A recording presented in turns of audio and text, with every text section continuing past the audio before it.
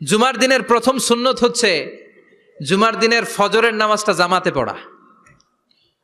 সবাই কয় খাইছে, হুজুরে ধরছে জায়গা মতো, আসল জায়গায়। জুমার নামাজের প্রথম সুন্নত হচ্ছে ফজরের নামাজটা কি পড়া? জামাতে। আফদালুস সালাওয়াত ইনদাল্লাহি সালাতুল ফাজরি ফি ইয়াউমিল জুমআতি ফি জামাআ।